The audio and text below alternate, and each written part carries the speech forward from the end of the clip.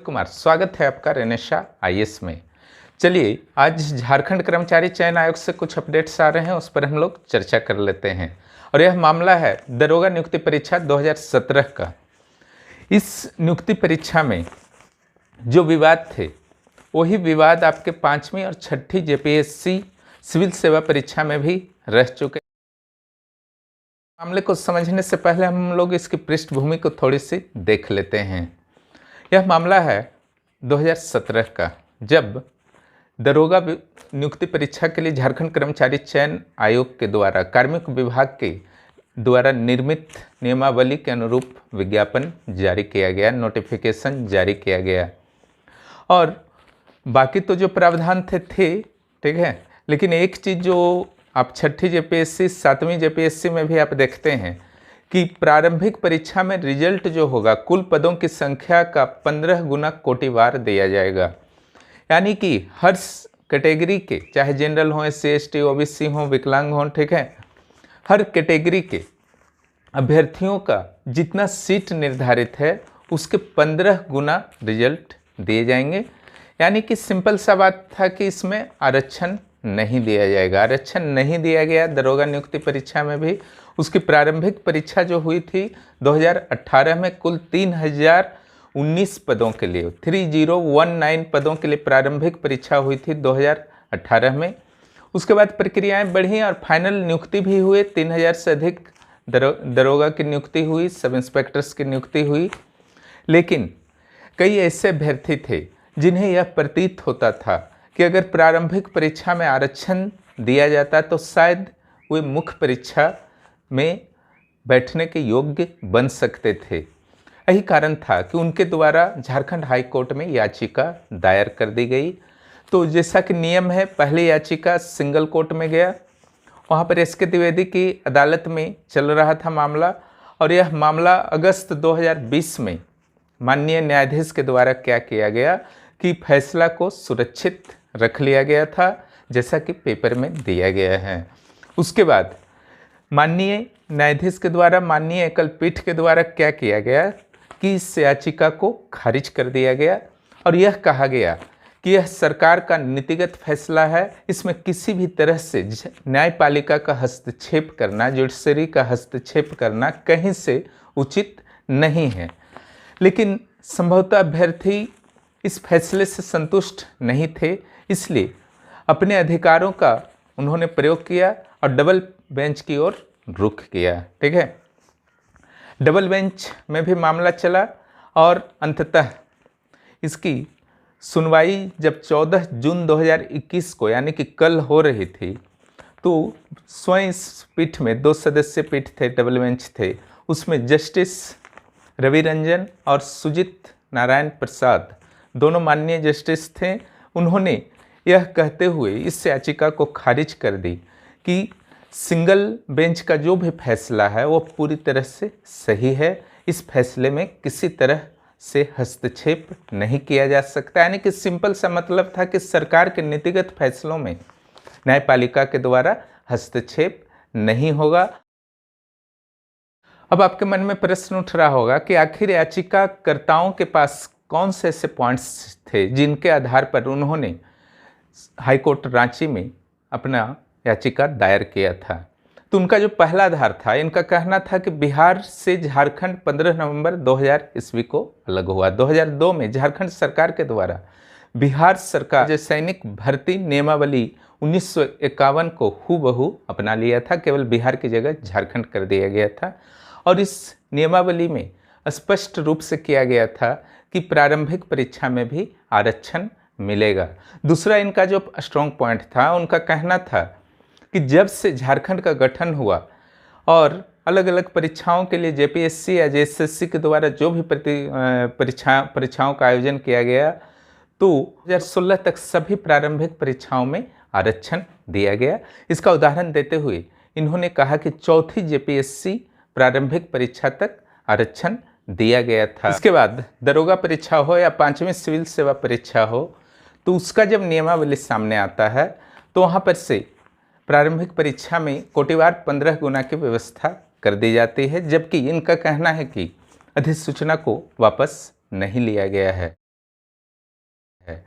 दूसरी ओर जेएसएससी का कहना है, यानी कि झारखंड कर्मचारी चयन आयोग, इसका कहना है कि उनके द्वारा जो भी परीक्षा ली गई है, झारखंड दरोगा परीक्षा 2017, वो पूरी तरह से नियमावली के अनुसार ली गई है और वह नियमावली कार्मिक विभाग झारखंड सरकार के द्वारा भेजा गया था और इसमें किसी भी तरह से कोई भी उल्लंघन नहीं किया गया है। ये तो पूरी तरह से सरकार का अधिकार है कि वह किसी भी परीक्षा को किस नियम से आयोजित करे, इसमें संभवतः कोर्ट भी हस्तक्षेप नहीं कर सकता है।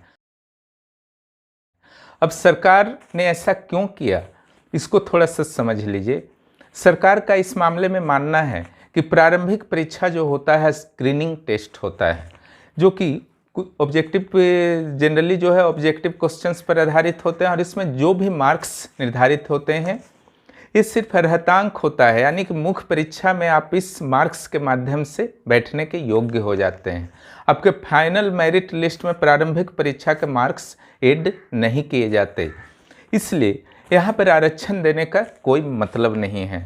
पहला ये हो गया। दूसरा, सरकार का मानना है कि मुख्य परीक्षा और इंटरव्यू के मार्क्स जो मेरिट में जुड़ते हैं, अगर जहाँ इंटरव्यू है अगर जुड़ते हैं तो वहाँ पर तो आरक्षण दिया ही जा रहा है, इसलिए प्रारंभिक परीक्षा में कोटिवार 15 C महत्वपूर्ण है। और सुप्रीम कोर्ट भी कई मौक़ों पर यह स्पष्ट कर चुका है कि स्क्रीनिंग एग्ज़ाम में आरक्षण देना कोई ज़रूरी नहीं है।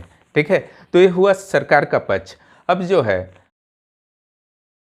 जिन अभ्यर्थियों की याचिका हाईकोर्ट रांची के द्वारा खारिज कर दी गई है, उनके लिए अब क्या ऑप्शन बचे हुए हैं। ठीक है, तो उनके लिए कुल 2 ऑप्शंस अभी भी बचे हुए हैं। एक, या तो वे सुप्रीम कोर्ट जाएं और अपने पक्ष को मजबूती से रखें, इसी पक्ष को, ठीक है, या फिर दूसरा ऑप्शन है सरकार, गवर्नमेंट के पास जा सकते हैं और इस संबंध में आवश्यक कार्रवाई करने को कह सकते हैं। आप भविष्य की परीक्षाओं के लिए प्रारंभिक परीक्षा में आरक्षण की मांग कर सकते हैं। यही 2 ऑप्शन है, जिसमें पहला ऑप्शन जो है सुप्रीम कोर्ट जाना, मेरे विचार से वहाँ पर कोई विशेष लाभ नहीं होने वाला है। देखिए यहाँ पर होता क्या है कि भारतीय लोकतंत्र 3 आधार स्तंभों पर टिका हुआ है, न्यायपालिका, विधायिका और कार्यपालिका।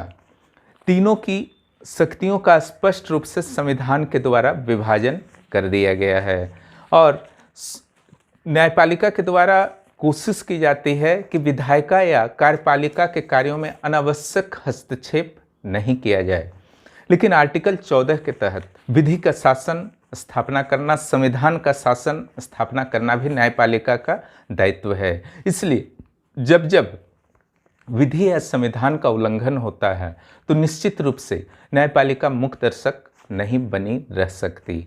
अगर सरकार ने खुद ही कोई नियम बनाया है और उसके उन सरकारी संस्थाएं या उसके अधीनस्थ पदाधिकारी उन नियमों का उल्लंघन करते हैं और इसका ध्यान न्यायपालिका को स्वतः संज्ञान से या किसी व्यक्ति के द्वारा दिलाया जाता है, तो निश्चित रूप से न्यायपालिका के द्वारा कार्रवाई किया जाएगा। ठीक है, उचित आदेश दिया जाएगा।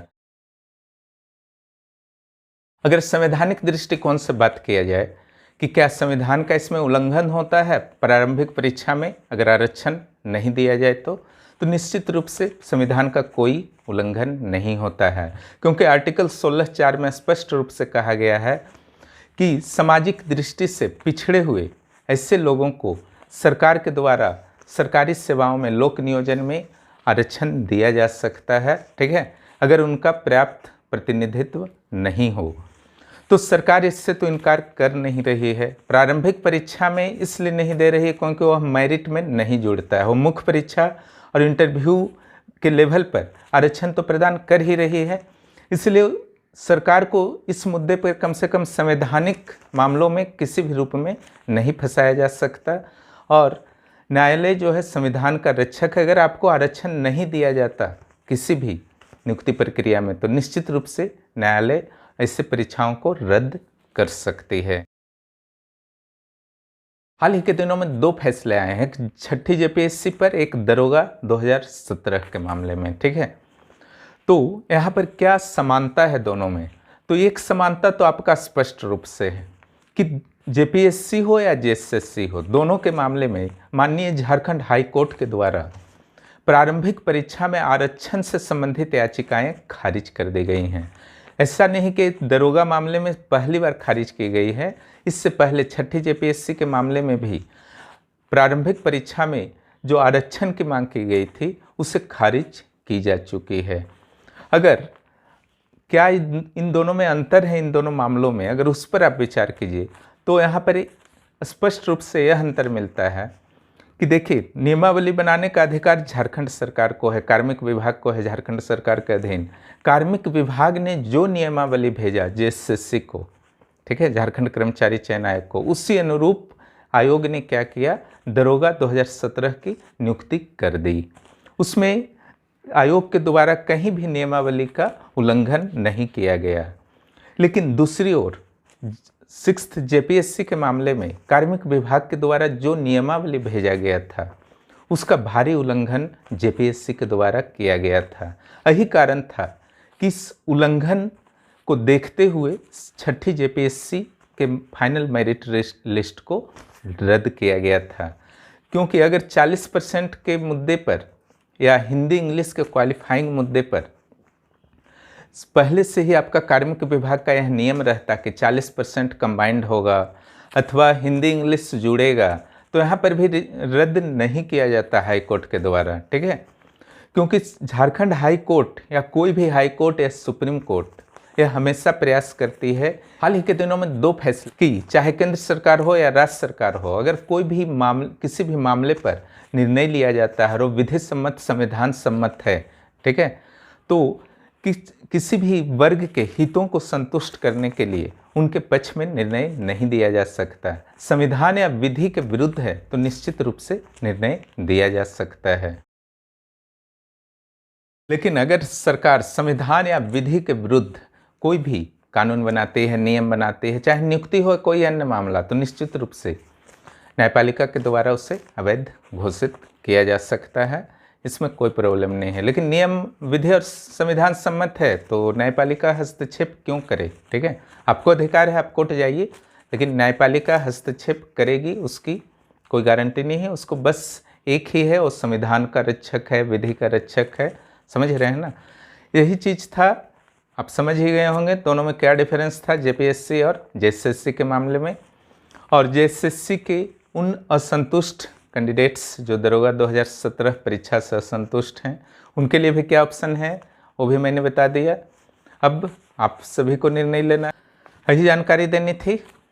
आशा है कि आप लोग तैयारी अच्छी तरह से कर रहे होंगे। हिस्ट्री के क्लासेस तीव्र गति से कंटिन्यू है, उसका आप लोग लाभ उठाइए। हिस्ट्री के बाद भूगोल शुरू होगा, हिस्ट्री को मैं यथाशीघ्र समाप्त कर दूंगा। उसके बाद भूगोल यानी कि ज्योग्राफी होगा, फिर अर्थशास्त्र होगा, उसके बाद एक क्या बचा हुआ है आपका पॉलिटी और इकोनॉमिक्स साइंस, ठीक है। ये सारे आपके हो जाएंगे। उसके बाद हम लोग मुख्य परीक्षा की ओर बढ़ेंगे। तैयारी को आप लोग मत रोकिए, ठीक है। चाहे कोई भी परिस्थिति हो, फिनिश हो जाता है दोबारा रिवीजन कीजिए, मुख्य परीक्षा के कुछ क्वेश्चंस को निकालिए, लेकिन कंटिन्यू रहना है जब तक कि आपका फाइनल सिलेक्शन नहीं हो जाता है। चैनल पर नए हैं तो चैनल को ज़रूर सब्सक्राइब कीजिए और दोस्तों को भी इस चैनल के बारे में बताइए। बहुत कम लोगों को जानकारी है इस चैनल के बारे में, इसलिए आप लोग दोस्तों को ज़रूर बताएं जो कंपटीशन की तैयारी से जुड़े हुए हैं। वीडियो देखने के लिए बहुत